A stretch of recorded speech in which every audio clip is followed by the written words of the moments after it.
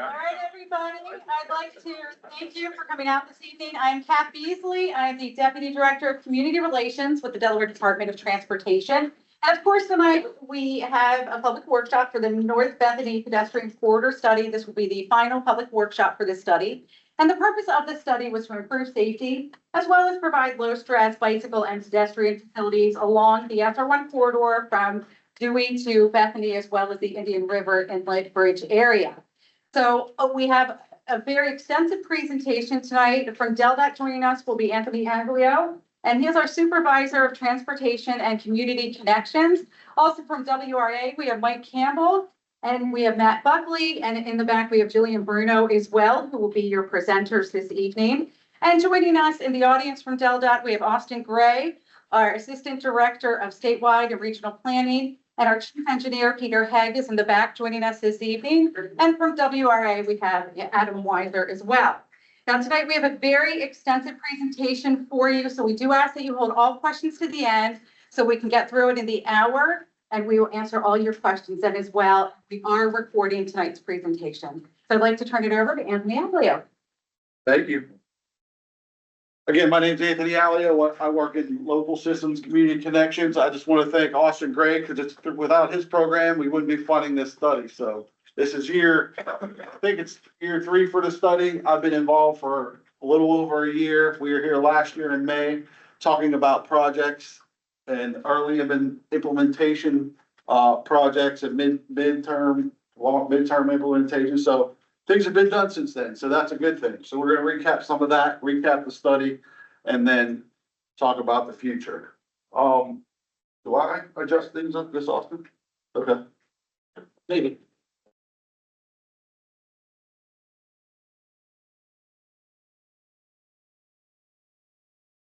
There we go. So this is the DelDOT mantra, mission statement. I think it's about people, so I like to say this from the bottom. Everyone, every daughter, my daughter, everyone, every dollar, every mode, every trip. That's our mission statement. That's what we try to live by. That's what we think about all the time. Then all of our DelDOT presentations start with our safety slides. Looks at our fatalities, compares 25 to 24.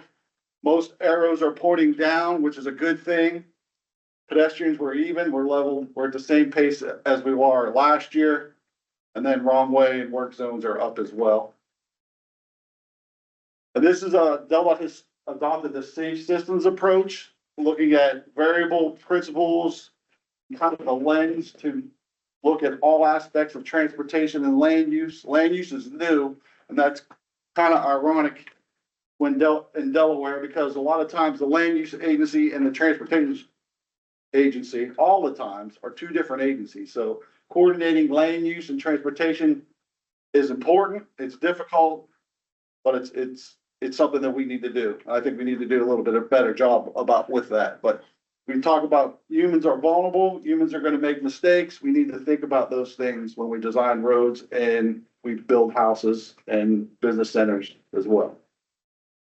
With that, Mike Campbell's going to take over the presentation. WRA has done a lot of work with this over time. They have a lot of studies, they have a lot of analysis, and they're really steamrolling this project. Leah, also, that you may know, is not going to be here tonight, but she has done a lot of work with the website, putting all these pieces together. So I just wanted to thank her. Thanks, Anthony. Yeah, I have some big shoes to fill with Leah not being here, but I will do my best. And Anthony, I'm glad you mentioned every daughter. I have 3 daughters, so that is always in mind when I'm thinking about the safety and everything. So why we're here tonight, we're going to provide a recap of the previous studies and how we got here, a review of both short-term and long-term recommendations, and finally outline potential next steps. So this project was originally a legislative request on behalf of the Coalition for a Safer North Bethany Beach Advocacy Group. The coalition is made up of homeowners and local residents and businesses and others within the corridor, whose primary goal is to save lives, to make SR1 a safer place. The study area is 4.4 miles long section of SR1 between Bethany Beach town limits and the Indian River Inlet Bridge. As you're aware, this section is a 4-lane divided highway, with shoulders that are marked on both sides for pedestrians and bicyclists. Currently, there are several unsignalized, crossovers, along the corridor and U-turns as well. And there are a few transit stops at key destinations and neighborhoods. This safety study was initiated in 2022 and consisted of field observations and data collection.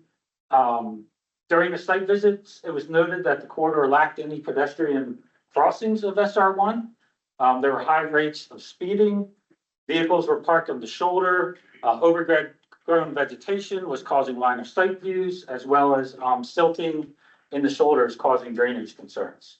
It also should be noted that many of the bikers and pedestrians that we interacted with were not familiar with the area. So this was the first time they were there. They were not familiar with how the facility functioned.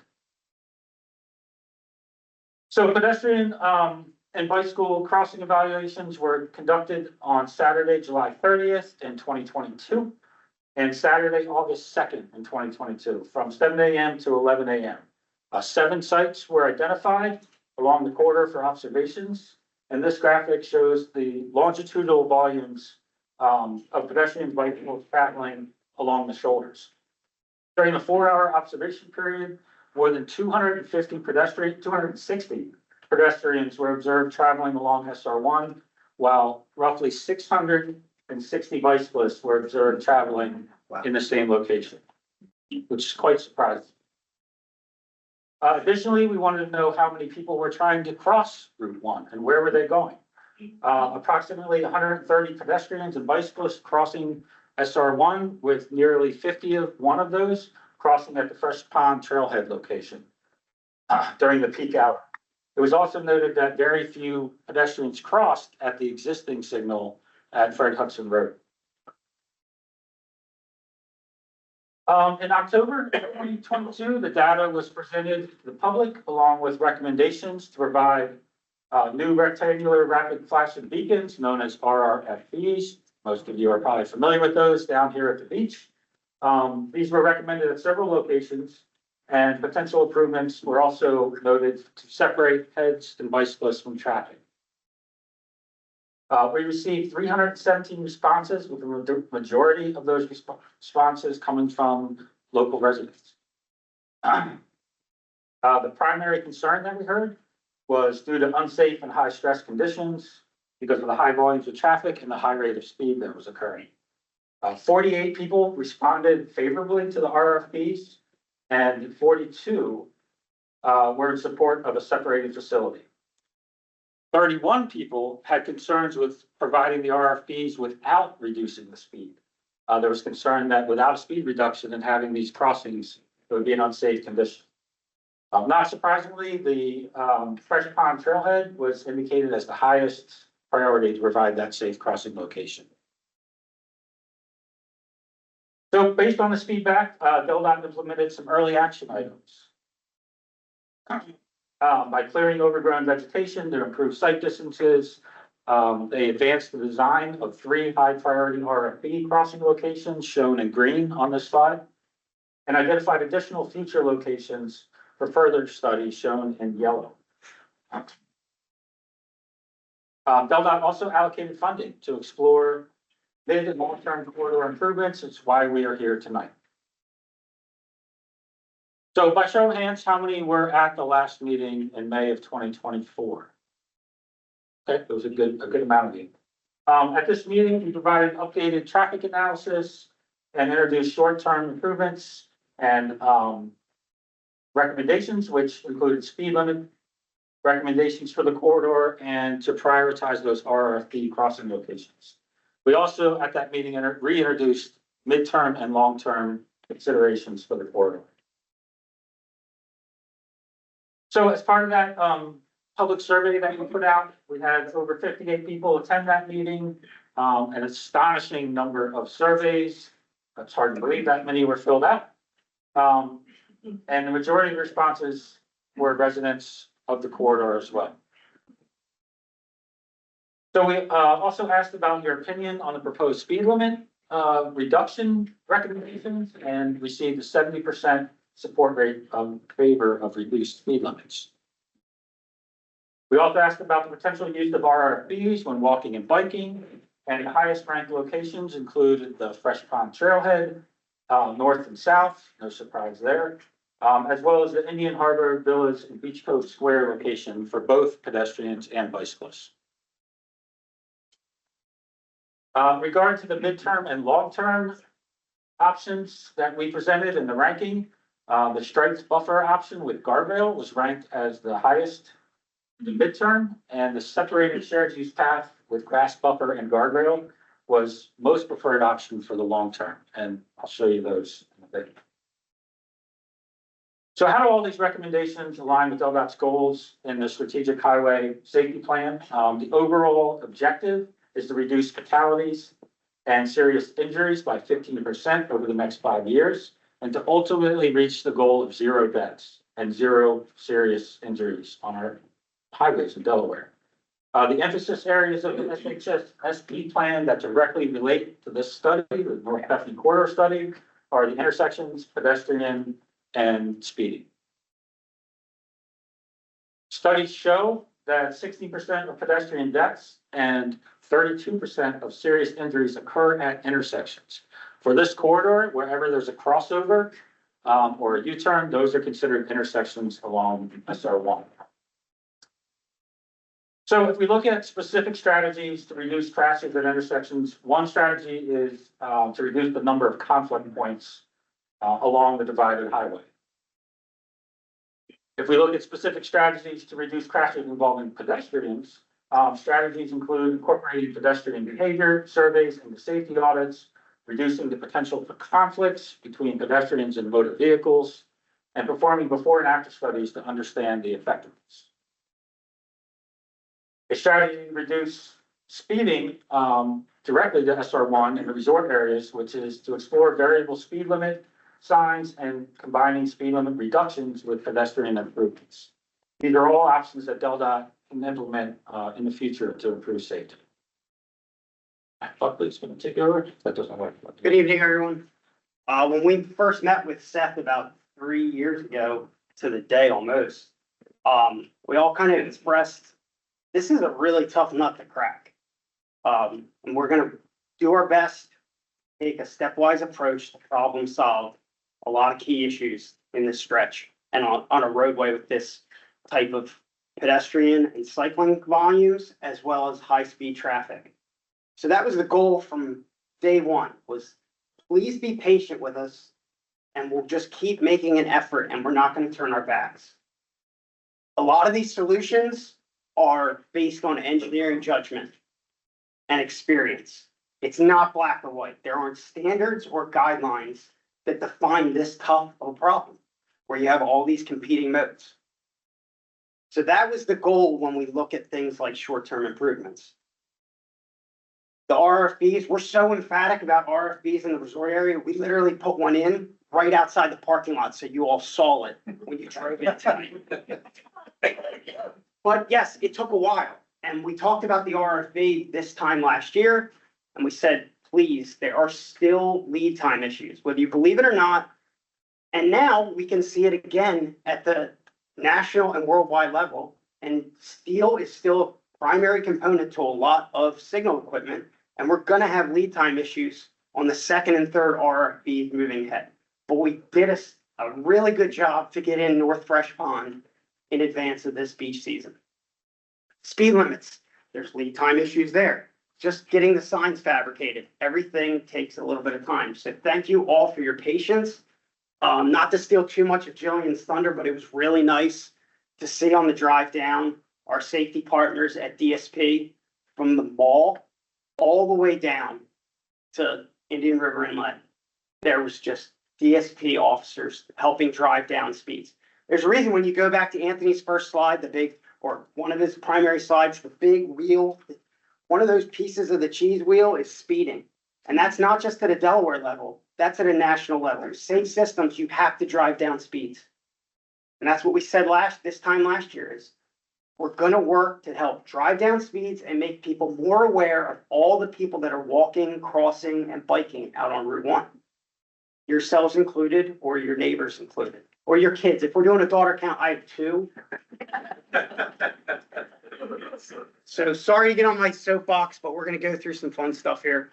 It was really nice this afternoon to see, I tested this out and I think Adam and Jillian tested it out as well. I was coming off on my bike on the Fresh Pond Trailhead, hit the button, southbound yielded, as I caught kind of the front of the platoon right around the advanced signs. Northbound, they were way down at Fred Hudson, just picking up speed. So I didn't do the really obnoxious thing and press the button and just wait, or, wait for them to come and then surprise them. I just crossed with the gap in traffic, but you could see that as they were coming up, they were driving slow. When I turned around and got in my car and drove down here, it was also nice to see that the prevailing speed in both lanes, when I drove through with no activations, was 42 miles an hour. I guarantee when I drove down 15, 16 months ago to this exact same workshop, it was probably 62. It was really nice to see a whole bunch of 5s in the double-digit speeds and not 6s and 7s anymore. So, sorry, Jillian. Still a lot of speed limit on that. So one of the biggest things that we heard up to now through this study has been that there are speeding problems, obviously. So that's obviously in the northbound and southbound directions. Some of the 85th percentile speeds, just to remind you, south of the Indian River Inlet Bridge were upwards of 10 miles an hour over the old posted speed limit. So we heard from a lot of people that that's one of the reasons that you don't feel comfortable biking, walking, being along those shoulders and using them, is because of the high speeds along the corridor. So to go along with the safe systems approach, which we already talked about, that is one of the biggest factors. So we went ahead and we recommended reduced speeds in this area from actually Dewey Beach all the way down to the Delaware, Maryland state line. So it was all of the beach resort towns. Those were recommended in October of 2024. And as of April of 2025, they have been implemented across the entire corridor. Here you can see that this was previously 55 miles an hour. This has now been slightly bumped down just south of Dewey to now just south of the Indian River Inlet Bridge. Has been bumped down just slightly to 50. All right. Perfect. So now as we get down into the residential area, this is like just south of 3Rs. This is now 45. So this was previously 55 miles an hour. But this 45 is actually an extension of the existing 45 around the Fred Hudson area. So we've carried that up through the residential area now. Okay, so DelDOT Planning has actually set aside funding to monitor the corridor, the study area, over the next year. So we'll be monitoring this until April of 2026 to see kind of what the speed shakeouts be. We're not only monitoring speeds, we're monitoring crash data as well and volume data. So this is just like a sample of data that we're including in the report. So these are average speeds. So these are collected from a permanent monitoring station just north of the Indian River Inlet Bridge. But you can see here on the left is northbound direction, and then here on the right side is the southbound direction. So the red trend line on the left represents the data from 2024. So that's every month of the year. These are average speeds, keep in mind. So then you'll see the green trend line. That is speeds from 2025. So you'll see in April that there are 2 dots. That's because there are speeds prior to the speed limit reduction and then speeds after the speed limit reduction. So the good news is the speeds have gone down. The bad news is you'll see that solid green line all the way at the bottom. That is the posted speed limit. So the speeds are severely above the posted speed limit. And still above even the speed limit that was posted prior to the reduction. That's the solid red line. I mean, we're seeing the same trends in the southbound direction too. So going down, but not nearly where we would hope they were. One of the other things that we also did through this study was take a look at the median crossovers. So we evaluated the different median crossovers along the corridor between the Indian River Inlet Bridge and then the northern Bethany Beach town limits. So there's 13 crossovers within that study area. 3 of them are like intermediate closures. So it's really just people making turning movements. It's not like an intersection. 10 of them are actual like intersections where like the side streets come into the corridor. 9 are with like stop or yield signs, and then 1 is the Fred Hudson signal. So there's 1 signal in there. So we looked at the crossovers to try and identify if there could be any recommendations or changes implemented as part of that. Things we looked at included 5 years of crash data, We looked at we took observations. You saw the volumes that we talked about previously. We did observations as well. And we noted like just the way people kind of move in the crossovers and how they interact with each other. That includes vehicles, pedestrians, and bicyclists. We also consider like how far apart the crossovers are away from each other. That plays into that. And then of course the safe systems approach. So one of the most important things with that is reducing conflict points. Like we don't want people interacting with each other if they don't have to. So some of the recommendations that we were looking at were putting roadway lighting in. I'm gonna steal Matt's thunder. We're gonna be putting roadway lighting in at the frequency intersection. So that will have roadway lighting now. Other things we looked at were closing specific movements. So if there were crash concerns with certain movements interacting with each other, that was one of the things we would consider. And then even closing like an entire crossover, like if there are truly just a lot of conflict concerns with a certain crossover location, that is something we also considered. So these improvements could advance now, or they could advance when we install some of these RFBs. So like the North Fresh Pond Trailhead, we just completed that construction. That's done. We also have the two identified locations here in green. Those are part of short-term improvements. The designs are done. We're just kind of waiting, put them in funding. And then long-term are the orange. So like if there's median crossover recommendations at those locations, they could go in as part of the RFBs. So these are kind of summarizing some of the potential recommendations. I know there's a lot of text here. We have maps that we're summarizing these improvements, is that correct? On the website. Yeah. So this is a lot of text, but you can take a look at those maps and get a better feel for that. So starting from north to south, these are all the different locations. Blue is already completed, no changes, because that's the North Fresh Pond Trailhead. Orange is like the long term, and then green would be like a shorter term RFB. A lot of text, so I feel bad, but. All right. And I have one daughter for the daughter count. All right, so we're arguably in this like honeymoon period, probably all summer long with the North Fresh Pond RFB. So we're all kind of doing we're receiving anecdotal feedback from everyone. We're all kind of doing our, when we're driving through, let's test this out. We will do a formal before and after comparison to see what the yielding compliance is for motorists.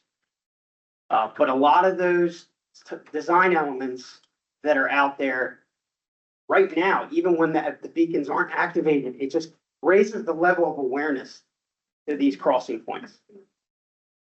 You all gave us permission to really enhance that thing as best we could. So we put advanced warning flashers, overhead, you name it. That's like the Cadillac of RFBs. Again, we're asking for your patience with the next two. The hope was to have these out on the street, or at least starting to chew into that lead time. But the funding comes from the federal level. And there's obviously a lot of ambiguity and semantics that we're working through. They are slated for hopefully to start construction, or at least get the ball rolling the next construction season, which would be this fall.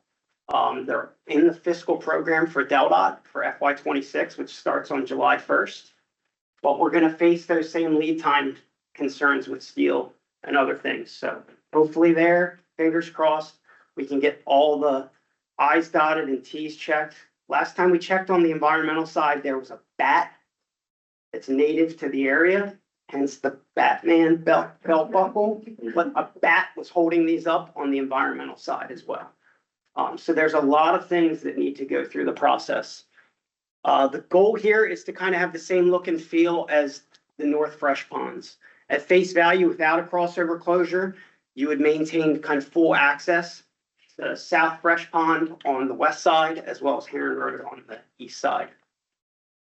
When we look at what that crossover closure could potentially look like, that's where we get a little bit more aggressive, and we actually allow the pedestrians, so it would be a full crossover closure that we have. So we have kind of version 2.0 of our design as well, depending on the feedback of the crossover input that we receive from you all. But the goal here would be to just kind of fill it all in with grass. And then the benefit of this is that the crossing distance when you cross southbound will be shorter. Just like we did at North Fresh Pond, we strategically put that median refuge island in a place that allowed us to take 12 feet from either side. And that's a big deal. It's a couple seconds. The next one that's on the priority list, and that's part of this kind of two RFP package, is up at Indian Harbor Villas, and Beach Cove is on the west side. Here, I wonder if we've caught anybody in the act from this access point. Here, there's actually no southbound left turn and U-turn permitted, but we caught you because it shows up on not only traffic counts, but also unfortunately occasionally on a collision report.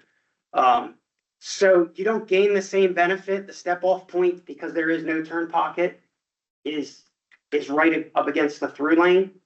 So when we go to a crossover movement here, it would just be permitting this northbound left turn that we could fold in version 2.0 of the design there. And the thought for both of these is that if you remove all of the clutter and the chaos and reduce conflict points between motorists and other motorists, pedestrians and bicyclists and other motorists, you just take a look at these crossovers and focus on one or two movements only, or ped and bike only. It really makes for a safer environment, not only for the peds and bikes, but also motorists. They know, hey, I don't have cars jumping out at me sporadically, along with peds and bikes. It's just going to be peds and bikes, or it's just going to be this movement. And lastly, Jillian hit on this.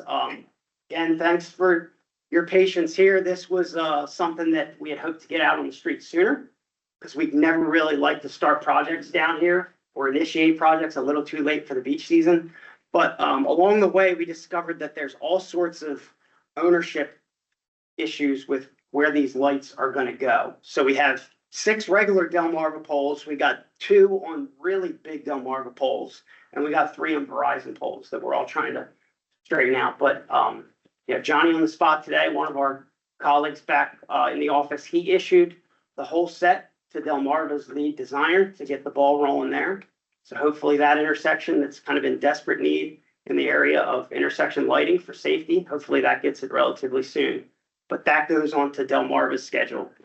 You all know, in dealing with power companies, that roadway lighting is not always their top priority. They're gonna have to deal with a lot of storms and outages, and everybody running their AC on full blast and everything else for the summer. So again, thank you for your patience. We hope to have that intersection lit relatively soon. Matt? So DelDOT and Matt's team have done a really excellent job trying to get some projects implemented in the transportation world. That's a very fast timeline to get something done. So kudos for them for doing that. But we also heard from the public, you guys want to take it a step further. We want to have safe facilities, not just for crossing, but also for longitudinal travel, recreational, and commuting travel along SR1. So midterm improvements are recommendations that can occur during a pavement rehabilitation process. DelDOT does a analysis of their entire system to look at different pavement and how it's functioning and what the lifespan of that pavement is. So the midterm recommendations that we show here, they typically will include within the existing pavement limits. So pavement rehab doesn't want to get into doing utility coordination and right-of-way coordination. They want to just go out and fix the surface. But when they do that, that provides an opportunity to reconfigure what's out there, reconfigure the striping. That's a low-cost option for DelDOT to do. So as part of that, we looked at 2 options. Option 1 entails reconfiguring the pavement to include narrower travel lanes to provide traffic calming, a straight buffer to provide separation distance from traffic and pedestrians and bicyclists, wedging of the shoulder. The current shoulders are sloped not to be aligned with like a sidewalk. They're at a steeper slope. So by wedging that shoulder, we can make it more compliant and more more friendly to all users. But under this option, bikes and pedestrians will operate as they do now. So state law is bikes need to ride with traffic and pedestrians need to face oncoming traffic. So with this option one, we don't have full separation, so it has to be maintained that current condition, but we do have that strike buffer. Option two could also fall under the pavement rehab program, but it would require additional funding to supplement that. And what the additional funding would allow for is to provide a physical separation within that strike buffer. So that could be one of two things. That could be with what they call a quick curb, could be with a guardrail, but all of those things add money and are outside the budget for a typical pavement rehab project. But what that would allow is it's considered to be a shared use path at that point, once it has that physical separation. And that allows two-way traffic on both sides for pedestrians and bikes. So that's a big difference. And then having to follow the way it is now. Here's an image of what that quick curb could look like.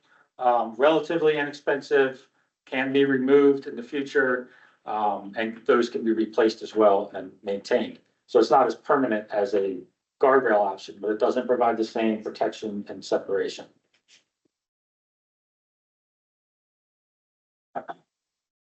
Here you can see what these midterm options would look like. As I mentioned, option one provides those narrow travel lanes. The existing condition is on top. We have 12-foot travel lanes, very wide 14-foot shoulder. By narrowing those travel lanes down to 11 feet, we can then fit in a 8-foot wide buffer with striping, and then have 10-foot wide area for the pedestrian and bikes. So we get the people away from the cars with that option in this midterm. Option two, again, has a similar cross section as option one, but if that additional funding can be obtained, we then get to have that vertical separation with either the guardrail shown on the left side of the screen or those quick curbs shown on the right side of the screen.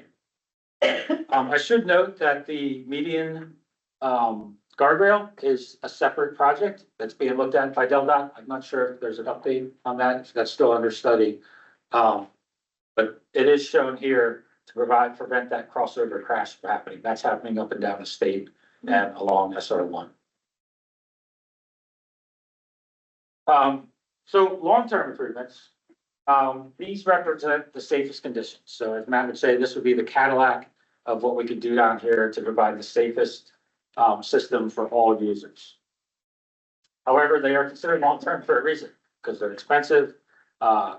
These options usually have to go through an extensive permitting process. They need to be identified in DelDOT's capital transportation plan, and required to go through the full project development process.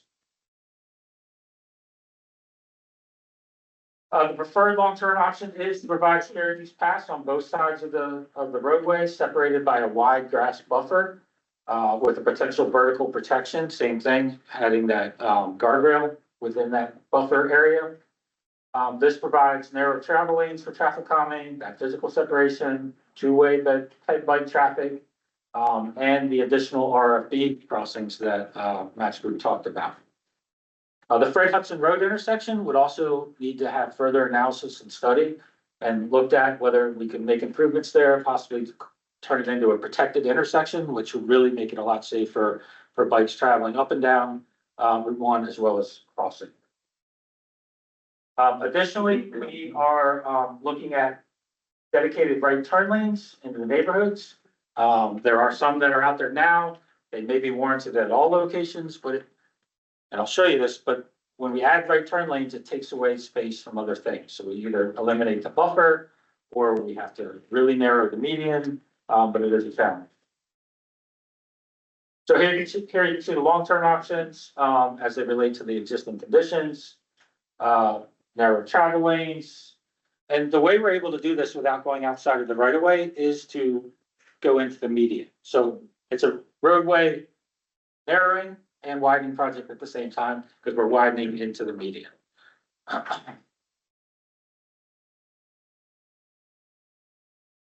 As you can see here, this is the long term versus the short term. We wanted to just show you what the difference would be in that. And again, you provide that nice separated with a grass buffer in between. Me again, the RFB guy. Again, the goal here is to just consolidate the pedestrian and bicycle cross traffic in key spots. So in the long term, there's 3 more spots. And I mean, you can see the nice work that Peter and Mike have done at Dewey Beach, where we put in the median aesthetically pleasing waved fence post with nautical rope. I mean, it really looks great. Mike came up with the idea, amazing stuff. But that's to funnel those conflict points and those expectations for motorists to key spots. Dewey Beach is a whole nother can of worms, but we recognize that. But when you talk about like what some of the initial options were, it's kind of along that same theme of here, we're gonna have median guardrail to prevent those unwarranted or unwanted crossing locations of pedestrians and cyclists, and then we're gonna funnel them to those key 4, 5, 6 locations. So the last 3 that are kind of in the priority list is Tower Shores up north of Fresh Pond, Pelican's Pouch, south of Fresh Pond, and then all the way south, almost to Fred Hudson, is the Sussex Shores. Don't need to go into them too much detail, but the goal here would be if we do have consensus as part of the longer term project to consolidate those crossovers, or unfortunately, if safety issues pop up between now and the long term, and we do take safety action by closing off some of these movements in the interim, they will be folded into each one of these RFP designs. So all of this again is available on the website. I mentioned right turn lanes, so I just wanted to highlight that real quick. It is something that we're looking at. There's some pros and cons to adding right turn lanes at the neighborhood entrances. They provide a dedicated space for deceleration and can reduce the potential for rear end crashes. They also benefit pedestrians and bicyclists by giving those motorists a little bit more time in that right turn lane to look and see if bikes are coming in either direction. This is only applicable to the long-term improvements. We just don't have the space in those midterm improvements to fit right turn lanes. There are some drawbacks, even with narrowing the median and additional space required. We might need more right of way, which would require roadway widening, which is a challenge. And due to the frequency of these entrances, there happens so often that you may eliminate the buffer entirely between the pedestrian, bikes, and traffic, and it's kind of defeating the purpose of the project from the beginning.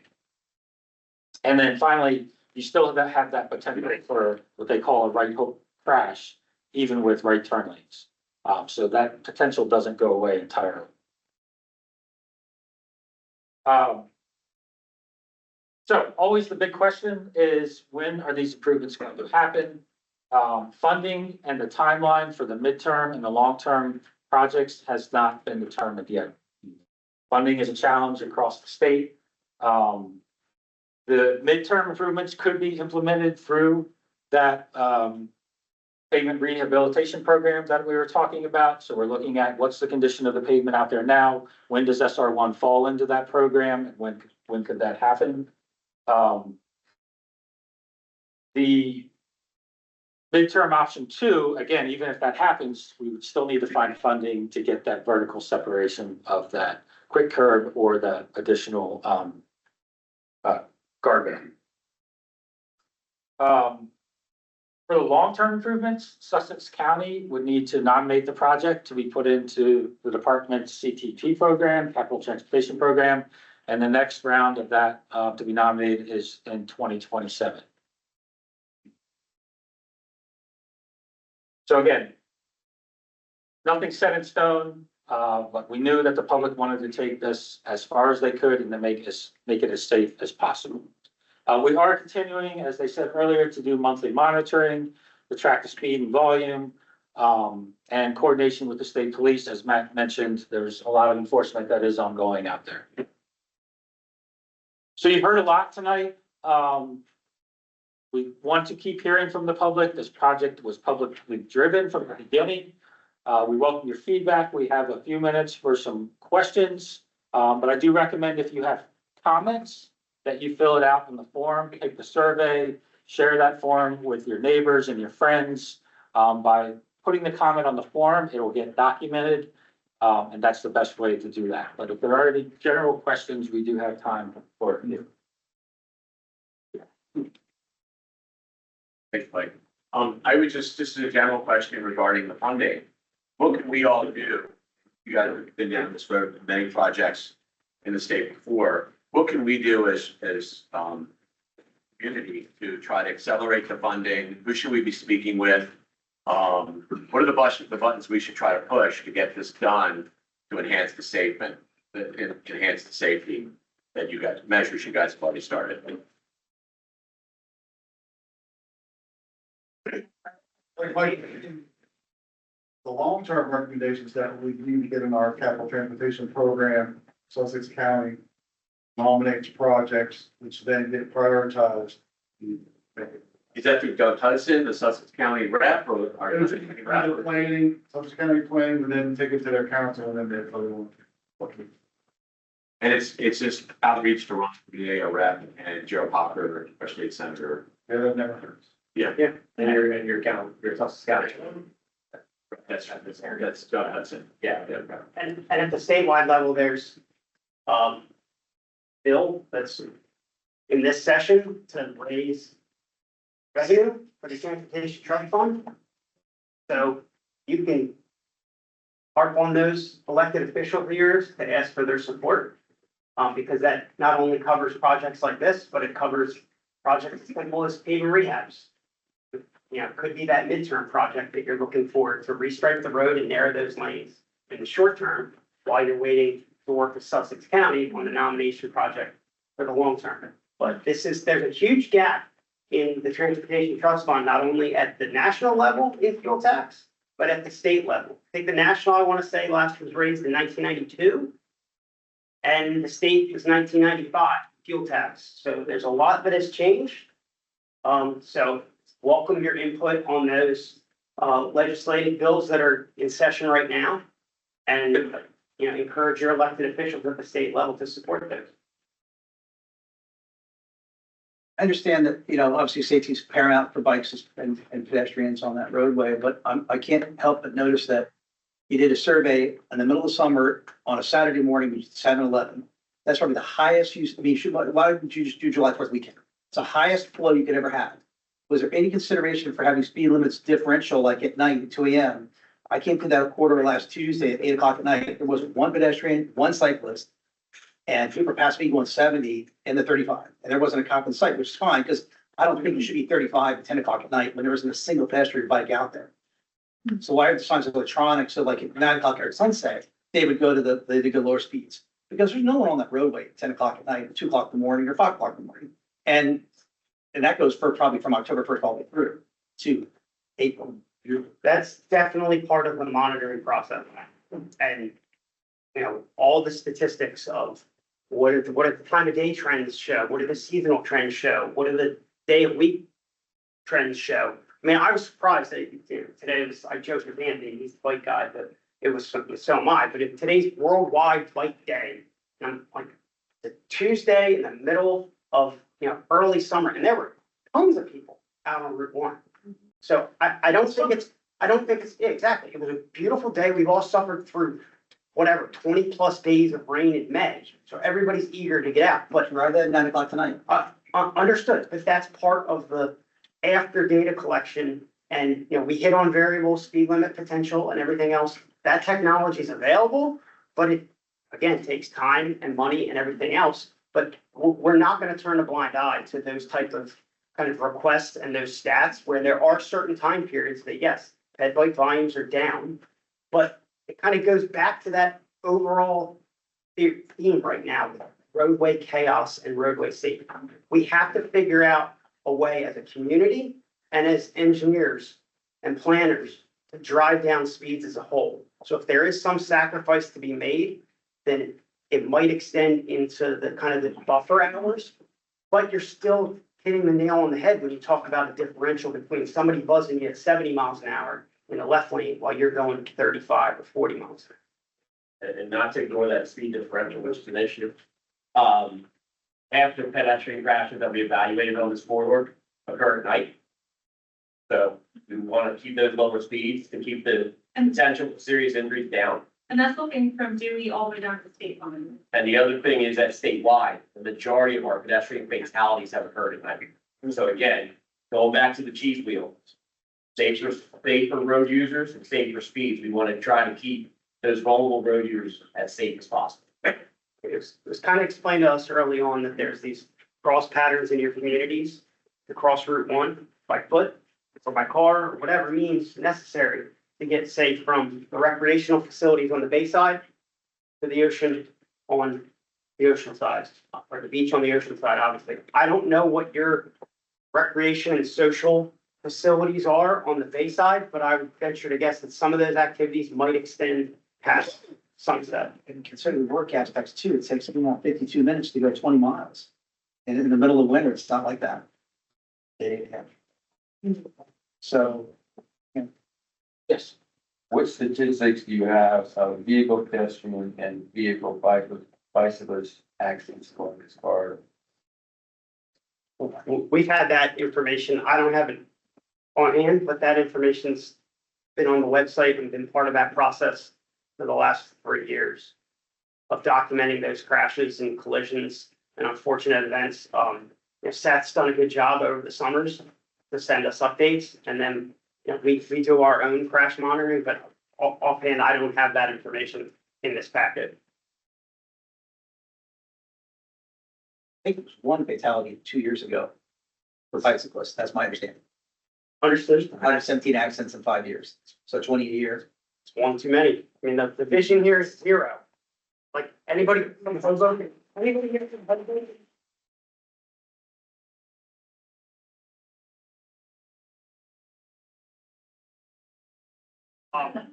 Anybody from Hoboken, New Jersey, or that area? Yeah, how many deaths have they had over the last 8 years? A lot. No, zero. Zero. Yeah.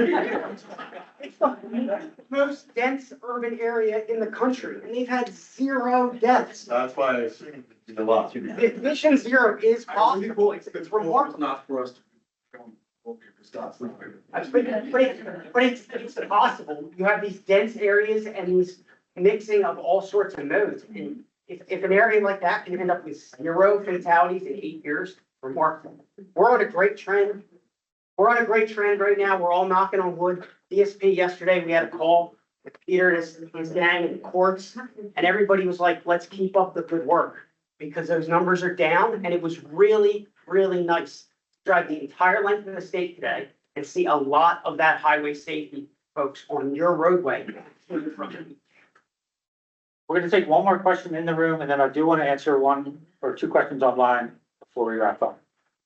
Yes. So this really isn't a question. It's really just a hats off to the North Bethany Coalition that Seth and Team Liddy. Thanks for the partnership with all the state agencies, including DelDOT, to really listen and to move forward. We really appreciate that. And we're seeing that in a number of different areas. So we really appreciate that. Can I ask a question? Sure, we're looking, go ahead, okay. Fred Hudson, they improved it a little bit. They extended that sidewalk, but it's murder right there at Route 1. Is there any plan to put a? Further analysis needs to take place at that intersection. It's a tough one, to try and figure out, but that would be part of the long-term improvements. I jumped over at McCoy's onto the gravel to come up that way, and you're right. It just That is, yeah. It's. All right, we're gonna take a question online. Sarah Lee Greenberg, there are people parking on the shoulders as the North Crush Pond. Can a sign be placed as autos are coming and going on the bike and walkways? And so toward the Denver trailhead, I'm thinking that people are pulling off there to access the trail. I almost did that, because I thought maybe it was a turn, and I wanted to go look, so it is a valid point. Before we met. Yeah. 3 There's a years parking ago. lot on the backside of that loop. It's like where most people end up parking, but you're right, every once in a while there'll be somebody that parks there to go back and go crabbing. the most part, they go back and do grabbing. It's like Hickman Road, was there, that facility today. Yeah, maybe we could do a better job of just trailblazing people over to, for parking. And that's really the DSP. It's real full too, Hickman Road parking. Well, it's also, you're gonna have, I mean, we see it up in White Cliff Street State Park up north, you're gonna have fee dodgers. So they wanna use the facility, but they don't wanna pay the $5. So, but yeah, we can take a look at that. All right, we're gonna take one more question online. Joel Salomon should be able to speak now. Hello? Hello? Okay, so I live in the community. First of all, I want to say that it's great that some progress is being made here. I live in the community just south of Dewey called Indian Beach. I've been pretty vocal about trying to make things safer in this neighborhood. And I thought that our little area would be included as part of this project, but it seems like it's not been included. So the streets that I'm concerned with would be Hall, Bassett, Hazlitt. I'm an owner at 1 Hazlitt, McKean, Bedford, Palmer. And then you've got the North Indian Beach streets of Collins and Beach. Right now, the median overhead streetlights in that neighborhood stop north of Bayberry Lane. So it is pitch black and you still have cars, even though you've got lower speed limits and better signage, you still have cars when they are either exiting or entering the Dewey area, traveling at high speeds, and it's pitch black. There's no lighting whatsoever. And you have about 70, or well, if you include the other parts of Hall Avenue, which is the Chancellery, not Indian Beach. So within Indian Beach, there's about 65 homes. Then you've got the Chancellery, which is probably about another 10 to 15. And then you've got the couple streets of North Indian Beach. But our entire neighborhood, which is not in Dewey Beach, is not represented in this project. Yeah, thanks for the comment, and I do recommend you add that to the survey, your comment. The focus of this was from Indian River Inlet Bridge to the town limits of Bethany Beach. So, where we live. Right, but where do I go? Because just so you know, I sent an email on June 6th of 2024 to Bethany corridor at publicinput.com. Got no response. And so I thought, okay, I'm going to wait and see what happens. And hopefully that our neighborhood would be involved. But having us not be a part of Bethany, having us not be a part of Dewey, we're in this no man's land of homeowners association with no representation. I tried previously working with Lopez and Schwarzkopf, and those ended up in dead ends as well. well, we'll take your comment into consideration. So thank you, and we're going to. Who should I email? Anthony. Yeah, you can email me. You have, the presentation will be online under the North Bethany Study website along with the survey. So yes, you can email me. You can fill out the survey, whatever you need to do. Okay, I mean, I'm going to be doing that now. I'm speaking, not just for myself on behalf of all of us homeowners, but it is extremely dangerous where we live because you've got 5 streets. It's probably less than a quarter mile of space. I'm sorry, we do need to wrap up because we have another presentation at 6 o'clock. So please add the comment and do the survey. And you can email us and we can continue the conversation. So thank you. Yep. So thank you all for listening to us tonight. And you want to stick around? We're going to do it all again at 6 o'clock. You can copy of the survey, you said it. And if you had a question that didn't get answered, you can email the address on the front of the survey. So for those of you who are new, I am Kath Beasley. I'm the Deputy Director for the Delaware Department of Transportation's Community Relations Department. Thank you for coming out tonight. So joining us this evening for the North Bethany Bicycle and Pedestrian Corridor Study Public Workshop. It will be the last workshop for this study. And the purpose of this study was to look at safety improvements as well as low stress bicycle and pedestrian facilities from Dewey to Bethany and the Indian River Inlet area along Route 1. So we have several presenters today. We have Anthony Aglio from DelDOT is joining us from WRA. We have Mike Campbell. We also have Pat Buckley in the back and Jillian Bruno in the back as well. And then we have Austin Gray here from DelDOT, Stephen Heck from DelDOT in the back as well. And we also have Adam Weiser from WRA in the back. So the presentation is very in-depth. So if you do have questions, we ask that you save them for the end and we'll get to them at the end. And just to let you know, we are recording tonight's meeting. So I'll turn it over to Anthony. Thank you, Kat. As Kat said, the presentation is being recorded, so it will be online on the North Bethany Corridor Study webpage. My name's Anthony Aglio. I work in the Division of Planning in a place called Local Systems Community Connections. Austin's program is actually funding this study, so we thank Austin for that. I've been here probably a year and a half working on this study. It's been going on approximately 3 years. So we have some good implementations in place already, so it's nice to come back to a community after some things have changed. This is DelDOT motto. This is what we live by. I believe people are first, so I like to start from the bottom. Everyone, every dollar, every mode, every trip. That's what we're on task to do here. Go ahead, Austin. Oh, we're doing it. We always start our presentation with our safety statistics or crashes and fatality slide. You can see most of the arrows compared to 24 are trending down. Unfortunately, pedestrians, we are on the same pace as we were last year. We're going to continue working on that. And then wrong way and work zone crashes are up this year so far. So DelDOT has adopted a safe systems approach. Our traffic engineers like to refer to this as a HIDE. I like as a lens, like an eye. So you have to consider all the things when you're looking at something. But the goal is to improve safety from several different principles, looking at all modes, all ages, and all users.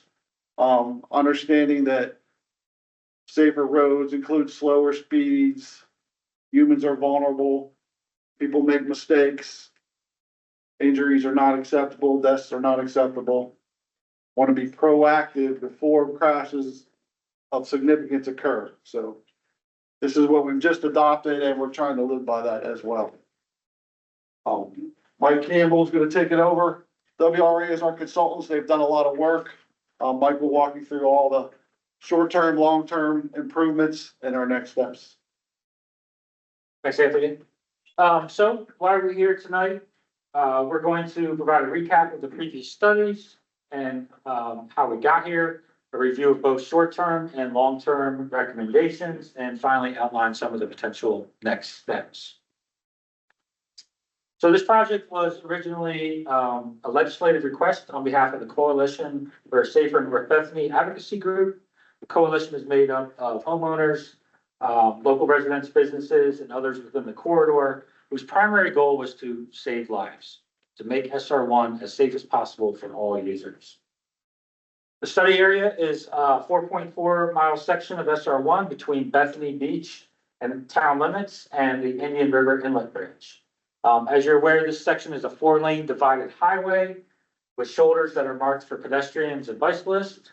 Currently, there are several unsignalized crossovers and U-turns along the corridor, and there are also a few transit stops at key locations. So this safety study was initiated in 2022 and consisted of field observations and data collection. During the site visits, it was noted that the corridor lacked any pedestrian crossings and bike crossings. There was high rates of speeding.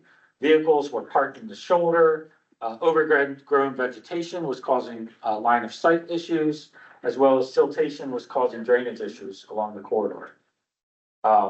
Many of the bikers and walkers that we talked to during this observation, surprisingly, were not familiar with the area. So they were either new to using SR1 to walk along or to bike. As part of that study, pedestrian and bicycle crossing evaluations were conducted on a Saturday in July and August as well in the same year from 7 a.m. to 11 a.m. 7 sites were identified for observations.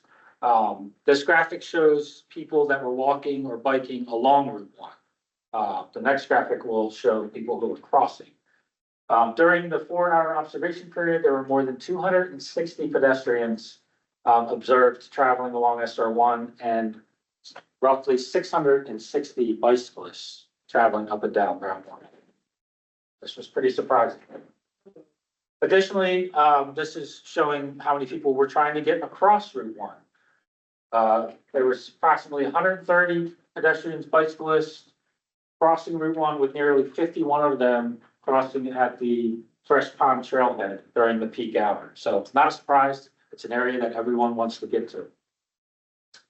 One surprise was that people were not actually using the signalized crossing at Fred Hudson, which was nearby.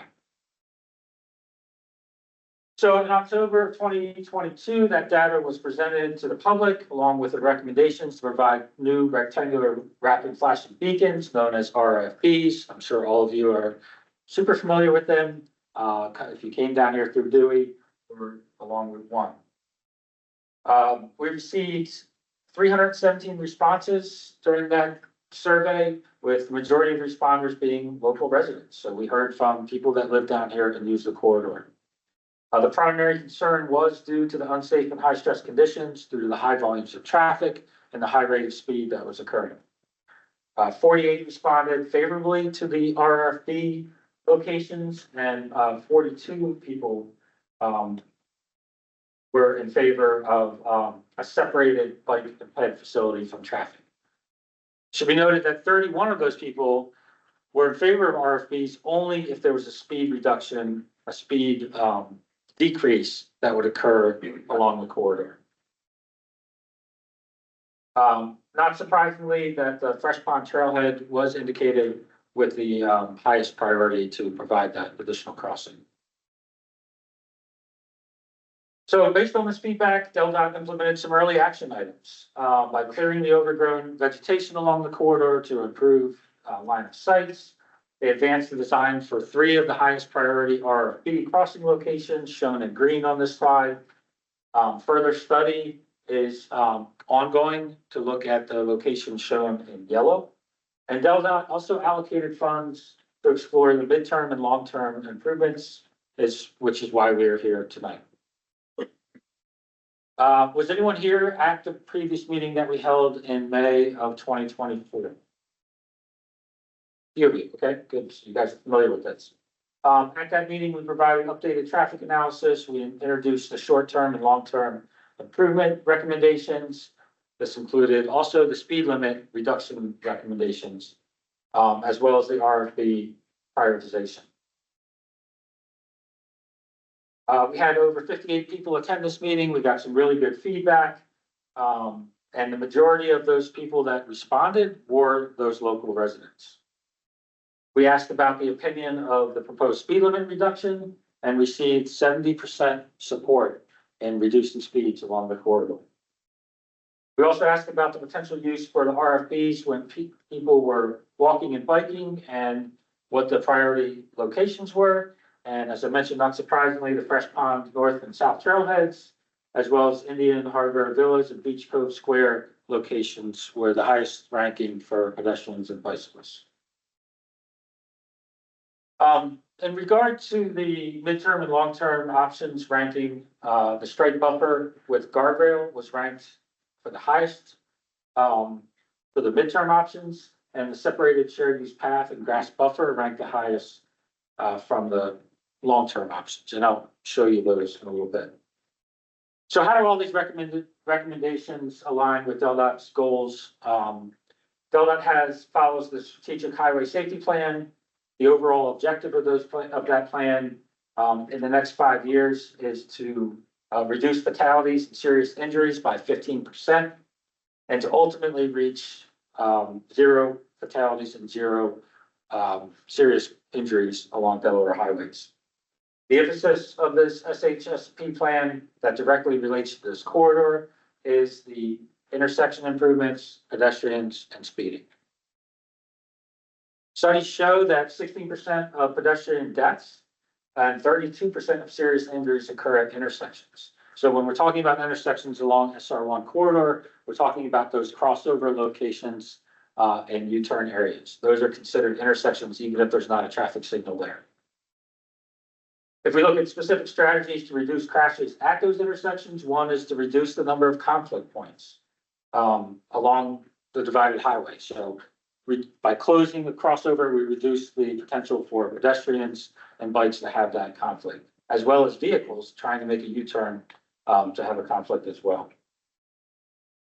If we look at ways to reduce crashes involving pedestrians, we can incorporate pedestrian behavior surveys, safety audits, reducing those conflicts, as I mentioned, and performing before and after studies to understand the effectiveness.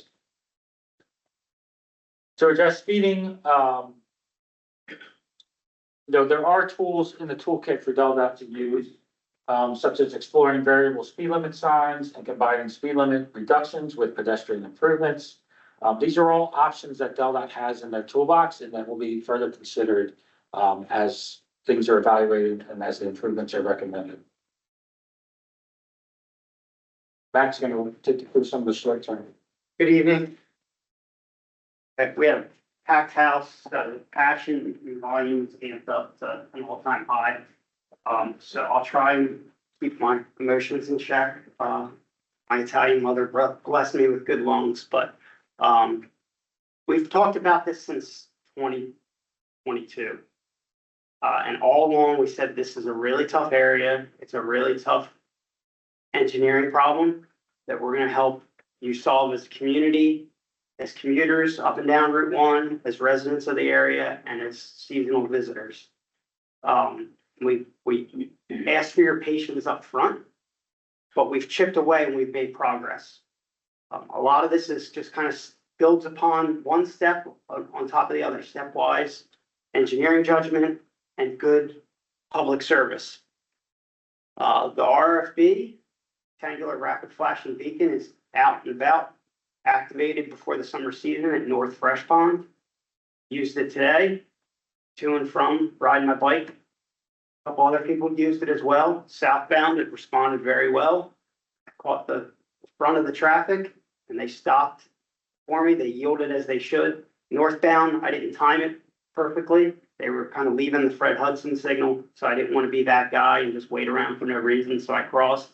But I could see that kind of that front was kind of like, okay, we can see it flashing ahead. Another thing that I observed today driving down pretty much the entire length of the state from Newcastle County was that it's really nice to have our safety partners at state police. And Peter in the back, you did a bang up job getting legislation passed. If it wasn't last year, it's the year before, but there's now a dedicated highway safety patrol unit that's part of the state police. And we could see them all the way down from Christiana Mall, all the way through the beach area. They were tucked away and they're pulling people over. And that's their job. So we're optimistic that the new speed limit will increase enforcement through the summer beach season, because that stretch of roadway is enforced by state police. It's not one of the municipal police departments. Again, Fresh Pond we put in. The beauty of this design is that you all allowed us, you said, go for it, put as much out there, get everybody's attention. And we understood that there's this kind of balancing act, the chicken and the egg, like what comes first? Do we try and drive down the speeds and get the speeds to a comfortable level? Or do we increase pedestrian and bicycle awareness because they're already crossing there? Some of those stats that Mike shows early on in the presentation are pretty eye-opening. Talking about thousands of people using the shoulders and, 50, dozens of people crossing kind of hourly at some of these key crossings to get to and from some of your trail network or some of your communities.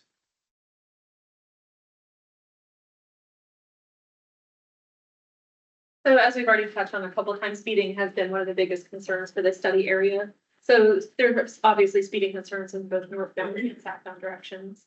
Some of the 85th percentile speeds just south of the Indian River Inlet Bridge are over 10 miles an hour over the posted speed limit. And this was prior to the reduction. So we then recommended some speed limit reductions. This ran from the entire way up at Dewey Beach, all the way down to the Delaware, Maryland state line. So we looked at the entire like beach corridor.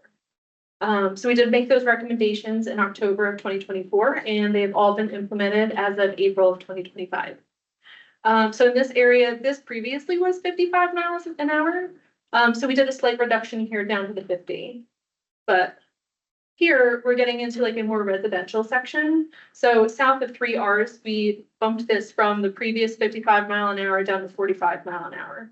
So, and that actually matches the existing speed limit that was around the Fred Hudson area. So that 45 is already there. So we're matching that speed for this whole corridor now. So DelDOT planning has set aside funds. We're going to do monthly monitoring reports and be monitoring the data now that the speed limit has been reduced. We're going to be monitoring speeds, crashes, and volumes. So we'll continue doing that until April of 2026. So that'll give us a full year of after data after that speed reduction. So this is just a sample of some of the data that we have included in those reports. So there is a permanent monitoring station just north of the Indian River Inlet Bridge, and that collects speeds on a daily basis. So these are average speeds for the whole month. So on the left, you have northbound, and on the right, you have southbound. So you see that red trend line that kind of goes up and down. That's data from 2024. And then you see the green trend line kind of slightly under that. So that's data from 2025. So there's 2 points in April. There's one that's higher and then one that's lower. Those reflect the speed limit reduction. So prior to the speed limit reduction, it was slightly higher. After the speed limit reduction is slightly lower. See that dark green line all the way kind of even way below that? That's the actual posted speed limit. So unfortunately, people are still traveling significantly higher, but we do see that the posted speed limit has had an impact on the average speeds that people are traveling, and we'll continue monitoring this for the next year. And then the same trends are kind of in the southbound direction. That's it. Sorry, did you say this is north of the Indian River? Yeah, this is in the section where they reduced it from 55 to 50. That was the first slide. Yeah. We also have a portable station that was implemented as like a trailer. So we are monitoring speeds in the section where it was reduced to 45 as well. We just don't have prior data because it wasn't out there like last year. But we have data prior to the speed reduction and then after. So we are monitoring that as well, but we don't have like the year prior. These show better. The question? Are you serious? No. We do have departure loops heading northbound at Fred Hudson. Looking at it right now on the app, so we could potentially add that entering volume from Fred Hudson into that stretch into this. And we can pull that historically, so we'll look into that as well. For speeds? Yeah, Okay, cool. and at least tell you how kind of what the acceleration looks like departing Fred Hudson. Nice. I have a question, I'm sorry. Is the sign indicating your speed out now as you go south? Mm-hmm. Okay. Mm-hmm. I have noticed that there a decrease, so that's a good thing, it's the speed. But it is very confusing for me and my family as they come out of Dewey. Mhm. There are very few posted speed signs.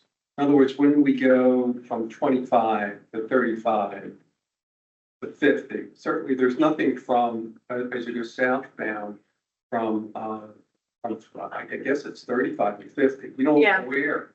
Yeah. And so traffic is, I assume, I'm guessing, it's continuing on at 35 because there comes on the other side.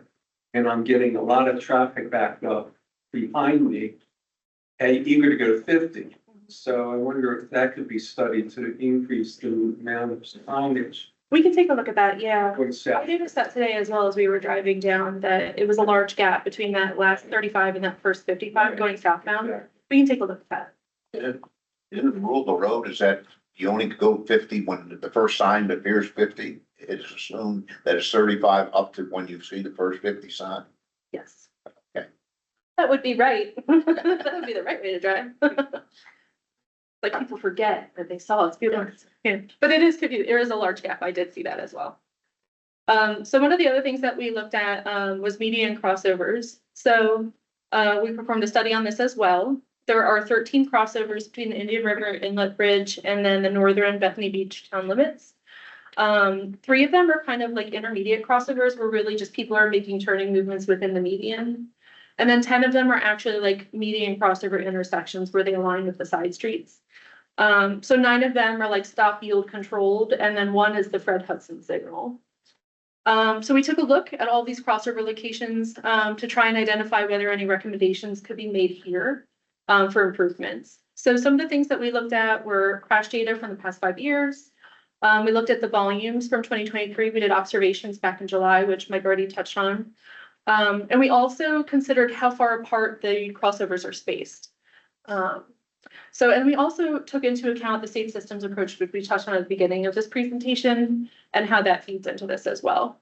So some of the recommendations that we came up with were installing lighting at some of the crossover locations. We are going to be putting lighting in at the Fred Hudson signal. And then like actually shutting down movements. So we touched on conflict points. We want to reduce as many conflict points as we can. So we do have some recommendations to close some of the movements at the crossovers, and then some recommendations to shut down some of the crossovers altogether.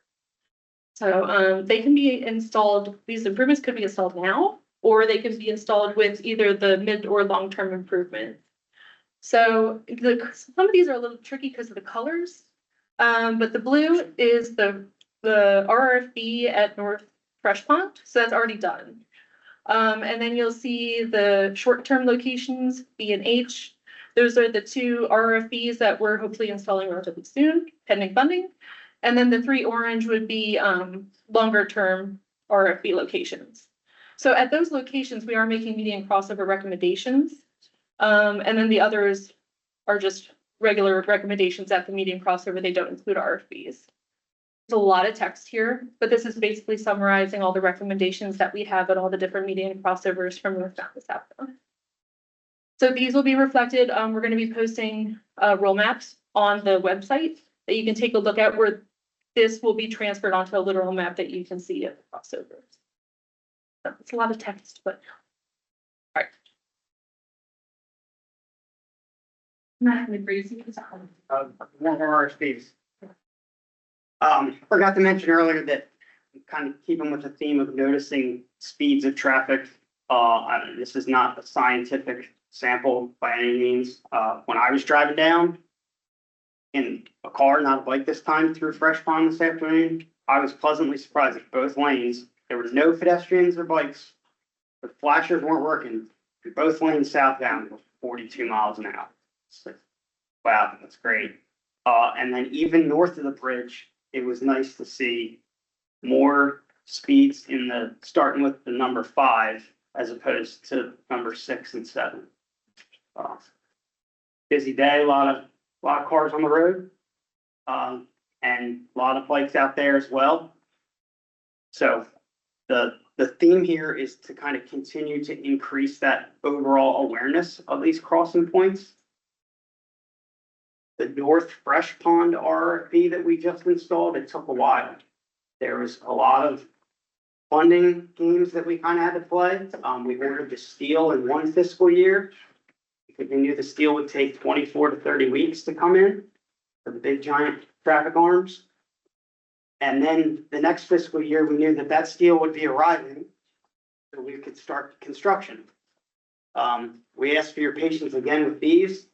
These have been kind of in the works and designed for fiscal year 25, which ends on June 30th. They didn't really make the funding cut, particularly on the federal level. They're part of a grant package. So we're still waiting on that. And we all know at the federal level with grants and sending money to the states, there's a lot of ambiguity and confusion right now. So we do have them tentatively scheduled for this fall, but we would have to kind of start the clocks fresh with ordering the steel, with the goal still being, let's try and get these up and running before Memorial Day of this time next year. When we look at these designs, they should have the same look and feel as Fresh Pond, but we did go through and we kind of have a second version that if the crossover closures, those unsignalized intersections, if we consolidate some of those car movements as well, what would they look like? Here at the south part of Fresh Pond, where Heron Road comes in from the east, that would be a complete crossover closure. The benefit there for pedestrians and bicyclists heading to Fresh Pond is that you now have one less lane to cross. You don't have to cross that turning lane in the southbound direction.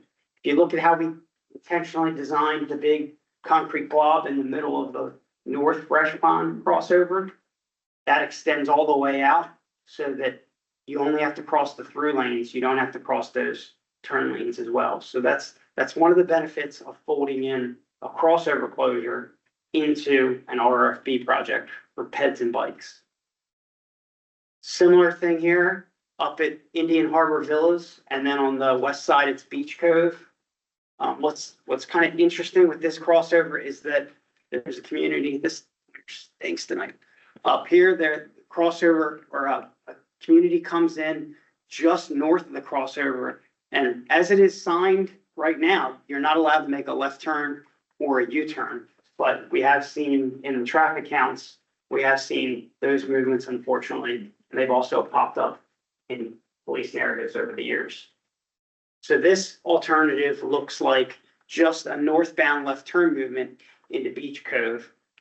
And we would consolidate all the other clutter and conflicting movements in that crossover to just focus on that northbound left turn into Beach Cove. And then you'd have your pedestrian and bicycle crossing on the north leg. Lastly, for the kind of the midterm / short-term timeframe, this did take a little bit longer than we had anticipated. We hope to have Fred Hudson Road lit heading into this beach season. Unfortunately, as we kind of went through who owned what poles, it got really complicated. We have 6 on kind of the lower local Delmarva poles. We have 2 more on the bigger transmission poles that we need to accommodate, and then we have 3 on Verizon poles. So this went out the door to get the ball rolling with Delmarva earlier today. Perfect timing. But our hope here is that Delmarva can kind of prioritize this over the summer season. Hopefully they don't have too many outages, too many storms, all those other things that affect their schedule to get this intersection lit relatively soon. So DelDOT and Matt's traffic team, they've done a great job getting some of these short-term implementation projects installed, getting the RFB installed. So that's off to them. But we heard from the public throughout the process and all the meetings that you guys wanted more. You wanted safer, not just to be able to safely cross Route 1, but you wanted to be able to safely travel along Route 1 in the north and southbound direction. So the midterm recommendations that we're going to talk about tonight, these are recommendations that can occur during routine pavement maintenance projects. These are called pavement rehabilitation projects. DelDOT has a system where they go around throughout the state and evaluate pavement condition, and then they provide a ranking to that roadway as to when that needs to be repaved or resurfaced. So we're looking at when SR1 would fall into that situation. Typically, these midterm improvements and pavement rehabs, they only deal with the existing pavement surface. So if there's utility conflicts or there's right of way, then it becomes a larger project. So under this scenario, we have 2 options that we developed.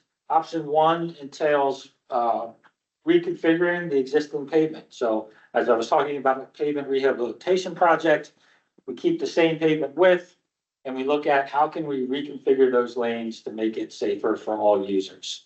Narrower travel lanes would have that calming effect. It allows us to provide a buffer space between motor vehicles and peds and bikes. That would be a striped buffer. And then we look at wedging the shoulder. So the existing shoulder currently has a steeper cross slope than what you would see on a normal sidewalk. So we could make adjustments to that to improve it for ADA accessibility. The thing to note with this is that the facility would operate the same way as it does today. So currently, bicyclists must ride with traffic and pedestrians must face oncoming traffic. So when you see out there, you've got the ped bike symbols and each of the shoulders. That's the state law when you don't have a sidewalk or a separated facility. In option 2, which could also happen under a rehabilitation project. If we were able to obtain additional funding, we could provide that physical separation in that buffer through either a guardrail or what they call a quick curb. But what that does is that gives you that safer separation and allows it to become what they call a shared use path. That means you can travel in any direction on either side of the roadway as a pedestrian or bicycles. So bicyclists and pedestrians share the same space, but can go against traffic because they are separated from traffic.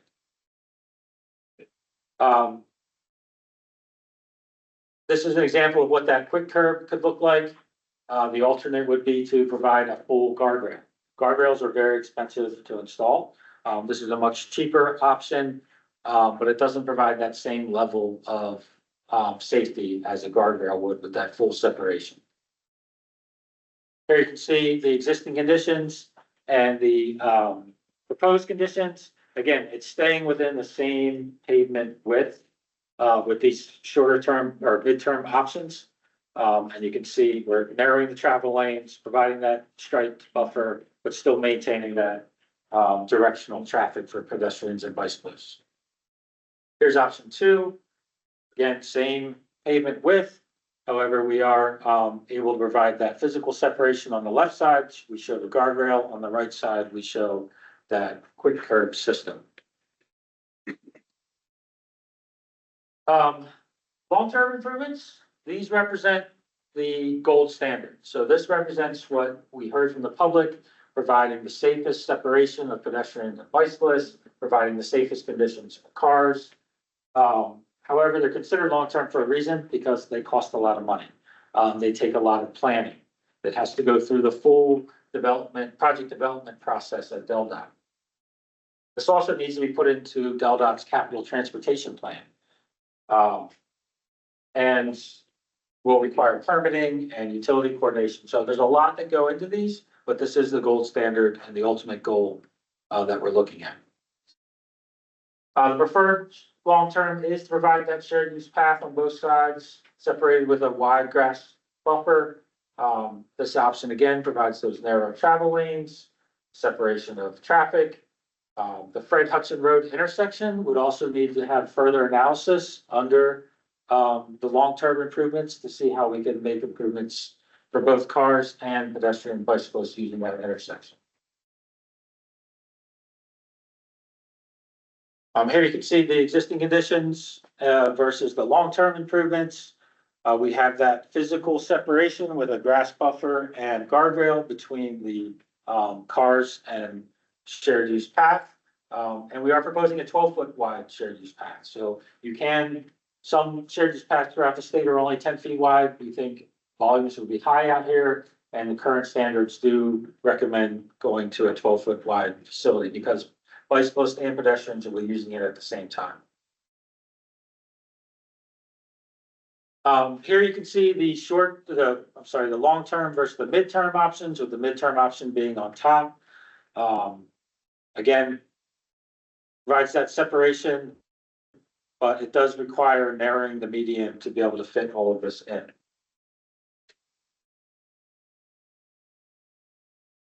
Where are RFPs? More RFPs. I'll breeze through this, but as part of the long-term plan, it's still to, Mike hit on the guardrail in the median. That's to kind of serve multiple purposes here. It's kind of like crowd control for pedestrians and bikes. You want them to cross designated areas. We're going to have that median guardrail in there, but it's really intended to prevent those head-on collisions and crossover crashes. But the goal here is to funnel all of that pedestrian and bicycle cross traffic of Route 1 to 5 or 6 designated locations. So the last 3 that are in the priority list, you have one up north of Fresh Pond between the Indian Harbor Villas and North Fresh Pond at Tower Shores, one to the south between the 2 Fresh Ponds at Pelican's Pouch, and then all the way down at Sussex Shores before you hit Fred Hudson. Same theme there, same look, feel. In the long term, there might be more guidance from the feds on RFPs, or we might have learned things along the way. We'll kind of tweak and tinker with the designs accordingly, but right now what's on the books would be to have a similar overhead treatment and advanced ground mounted flashers. And then fold in any of those crossover closures. If safety issues unfortunately arise between now and then, those crossovers might see striped out or signed out movements, which we would then fold in and permatize by taking out the pavement and removing those lanes. So here's the 3 locations. One other item that we'd be looking at in the long-term improvements is, right turn lanes. So there are some right turn lanes out there now along the corridor. These right turn lanes are access to, certain neighborhoods and entrances. Right turn lanes have both pros and cons. They provide a dedicated space for deceleration of vehicles and can reduce the potential for rear end crashes. They also benefit pedestrian bicyclists by providing that little bit extra time that a car can then look to see if a bike or pedestrian is coming. But this would only apply to the long-term, options because they do require additional space. So we only have so much width within the right of way that we can accommodate. And by providing, by having a right turn lane at every entrance, there's quite a bit of entrances out there, then you end up having to sacrifice other things, such as the buffer between the bikes and peds and vehicles. That would become narrower and in some places be eliminated altogether, which would defeat the purpose of this project. And finally, with the right turn lanes, they don't take away that potential for what they call right hook crashes, where a car is turning and this bike is coming, they don't see the bike. So you still have that issue even if you have a right turn lane. So always the big question is, when will these improvements be implemented? The funding and timeline for the midterm and long-term solutions has not been identified yet. These things take time. The midterm improvements could be implemented, as I mentioned, during a pavement rehabilitation project, which could happen a little bit sooner. But additional funds would need to be added to that to provide that physical separation that we talked about with a guardrail or a quick curve. For the long-term improvements, Sussex County would need to nominate the project into the CTP, the Capital Transportation Program, and the next nomination cycle is in 2027. But also look at grant funding. Grant funding is hard to come by in today's political world, but it is something that could change in the future. We are also continuing monthly monitoring efforts to track the speed, volume, and crash data, and we'll continue to do that through 2026. And as Matt mentioned, we are coordinating with the state police department for enforcement. Enforcement is a big part of this to keep those speeds down. So I'd like to thank everybody for coming. There's lots of opportunities to provide your feedback. I encourage you to take the survey tonight, take it home, share it with your friends and neighbors. We really want to hear the comments. This was a publicly driven project from the beginning. So we wanted to make sure that the public's voices are heard throughout as all these alternatives advance. So this will all be posted to the website. And the comment period will end June 30th. So we do have time for a few questions. I would recommend if you have just a comment that placing it on the survey is the best place for that because it'll get documented very clearly with what you put in there. But I will take some questions now if anyone has any. Yes, sir. Yes, at the beginning of the, you said that this was taken in July and August, the survey, if I'm correct, about the usage of the highway, correct? Okay. Now, that brought up the idea. Would this be, could this be a seasonal thing, or does this have to be implemented all year for the speeds and all? So one of the slides I showed earlier as part of the state highway strategic plan, there are tools in the toolkit that DelDOT can look at for variable speed limits, digital speed signs. Matt can probably speak to this a little bit better than I can, but those are tools. They take a while to implement, and it's not something that DelDOT is currently doing in, I don't know if any locations with the digital speed. Okay, I drive the highway quite often, and like, you're saying you've seen a lot of traffic today on usage for bicycle and pedestrians. And it's winter time, I never see anybody. And Another thing is, the RRFBs, you know, I use the, canal, trail, and there's one located on, Sear Neck Road. And, I'd say probably 80% of the time, that's very effective with people stopping. But I have seen, I've never crossed, when I hit that and it comes on, I will not cross until I'm sure people stop. yeah. Because I've seen people speed up. And they beat me to get, you know, so I don't get out there. Yeah. And, that was, so with, that means we have to say, could there be like a crossover over the highway for like people to, you know, go over with their bike and walk over the highway completely? So we have studied areas along Route 1 for potential pedestrian bridges. I mean, you wouldn't need as, I mean, you wouldn't have as many as them as you would the RFBs, but, you know, if you're out there, I mean, I'm taking my bicycle out there, come off for Fresh Pond and go out, right? And the reason I'm out there is I'm not going nowhere, I'm just going to exercise, you know, get a ride and run my bicycle, right? But, I mean, if there was like a upper level bridge kind of thing that you could transport from one side to the other side, which if you're just gonna go out there, I mean, people aren't really going anywhere, they're just getting their exercising.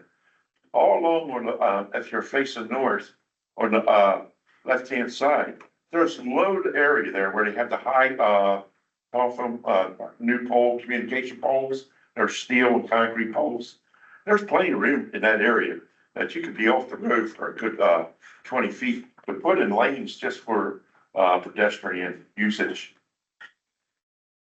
And I mean, it's all, I imagine it's all state owned.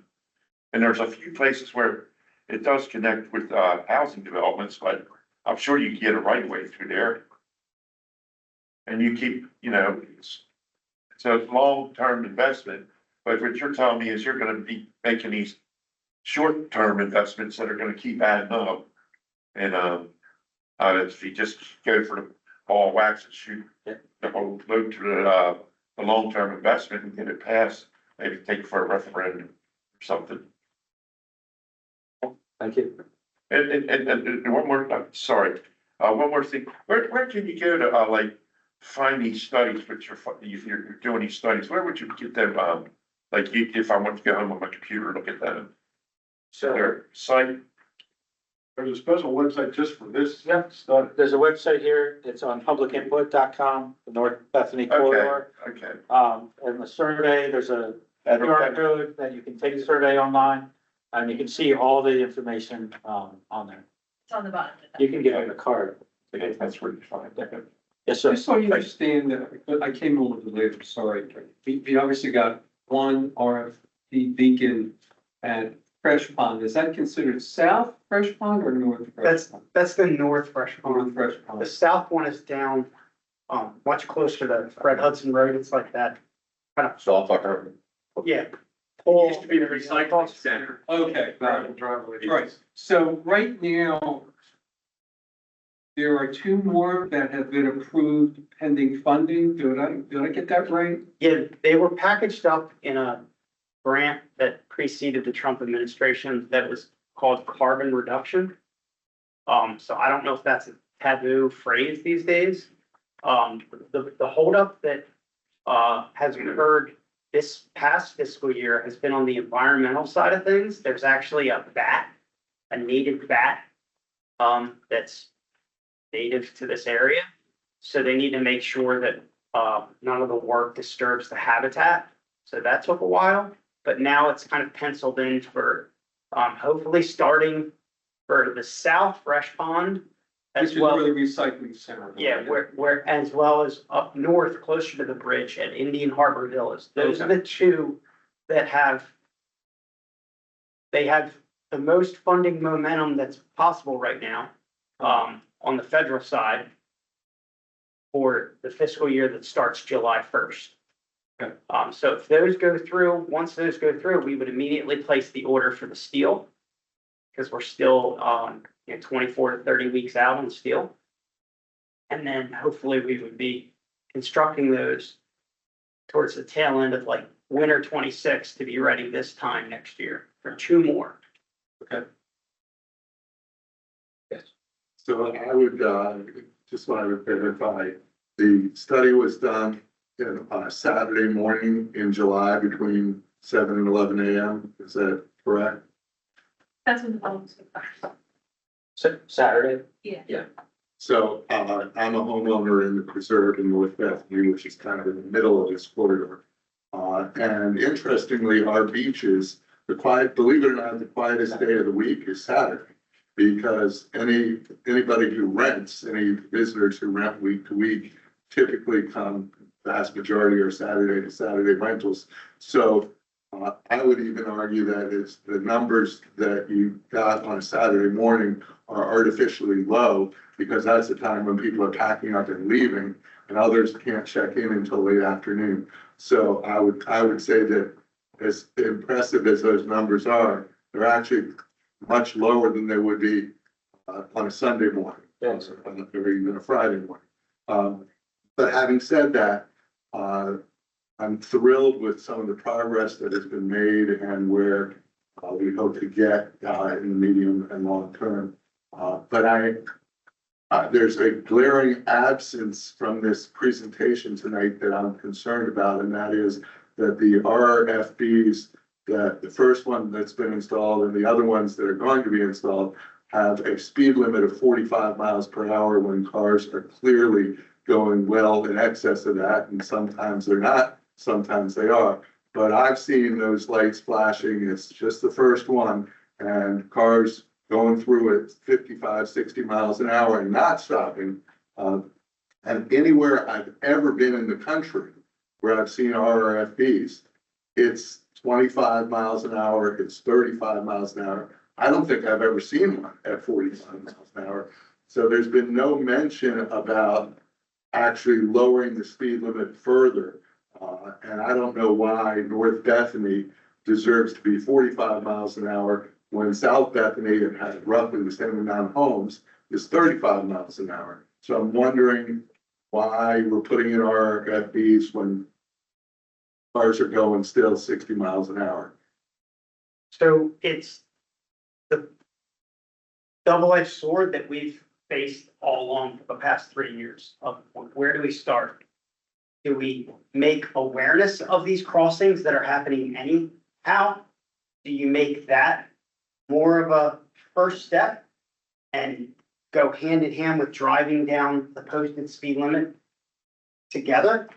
And we've said all along, our vision as consulting, engineering and planning team, as well as the department, is when you piece it all together, we narrow the lanes, widen the markings, add buffered strike lane, you keep throwing more and more improvements and solutions in a stepwise approach towards this. We may be at, even to justify with traffic data, that we're at a 35 mile an hour speed limit. Right now, it's so speed limit has like no science on the engineering side. It says you should go out and measure free flowing speed, pretend like the signs don't exist, and you should post the speed limit within 5 to 10 miles an hour of what people feel comfortable driving. You know what that would have been had we done that with the 60s and 70s? It would have been a really ugly number. So we said, you know what? Let's try and sway the jury here and influence people by stepping it down to 45 miles an hour. We owe everyone a lot more data collection. Are people behaving more in the middle of the summer and driving? Are the average speeds seasonally different? Middle of the day different? Today, I certainly noticed it, and I obviously have bias as a traffic engineer, but I noticed that it was a lot different on my speedometer and the people that were driving next to me. And it was a sign for the better. But at the end of the day, like if we get that pavement rehab project to come through, you can team up with your elected officials and Seth and everybody else to pass, these revenue packages that are on the floor right now. But if we get those sort of projects, and that we're not turning a blind eye and saying we're good with the 45 mile an hour speed limits, we're going to narrow those lanes. We're going to use wider striping. We're going to narrow the shoulders. We're going to have better striping on the right-hand side to really make that bike lane and that pedestrian walkway more emphatic and make people more aware. to hopefully get that number lower and lower and lower. The RFPs, the Al's listening, but the RFP language that went from interim approval on the Fed side into the newest traffic Bible for the feds, that occurred when the 11th edition came out. December, it was like a Christmas gift for traffic nerds. It stayed silent on all these things that it like didn't persuade us. There's no mention of speed limits. It went from it not being allowed 10 years ago to there's going to be some data collection and some scientific things going on with the Texas Transportation Institute. So they allowed interim usage, which we kicked off in Delaware in like 2015. It's not yet 2015, so it is more than 10 years ago. But we got the interim approval. When they then revised and went ahead with the new traffic Bible, they're supposed to fold in those interim approvals. It was just like, here's the rules for using them, but it had no mention of speed limits. What we do know is those hybrid beacons that we have at like Tanger Outlet near the Nike factory and at Rehoboth Avenue, they ain't working either. They cause a lot more confusion. But we've had a lot better compliance on these other roadways with the, like this gentleman said here about, where's it, is it? Cedar Neck is the canal trail, it crosses over Cedar Neck. Yeah, I call it Central Avenue, Yeah. what you're in. Yeah. Yeah, so at the Assawoman Canal, we Yeah, put that. that is Central Avenue. Again, I recognize that's 25-mile-an-hour zone, but we have seen. It's 35 on one side, 25. We have seen really good results where you're going from like compliance in the single digits, like, you know, even Dewey Beach, and you're getting people to yield 40 to 50% of the time. The naysayers are gonna say, hey, they should be stopping 100% of the time. Those of us on the safety side are going, that's better than nothing. Like it's a huge step in the right direction, and we're proving this over and over and over with this data. So I know this is a really verbose answer, but It's great answers. we do stay patient with us, and we're gonna keep hopefully honing in on a really good speed limit for this area. We are at the end of time. We have one question online that I do want to take, and that is from Sarah Scherer Sarah. should be able to unmute and speak.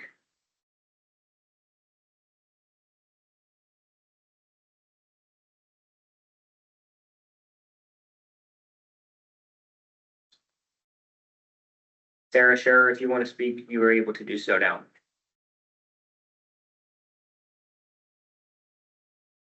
Okay, well, Sarah, I recommend you provide your question and comment on the online survey.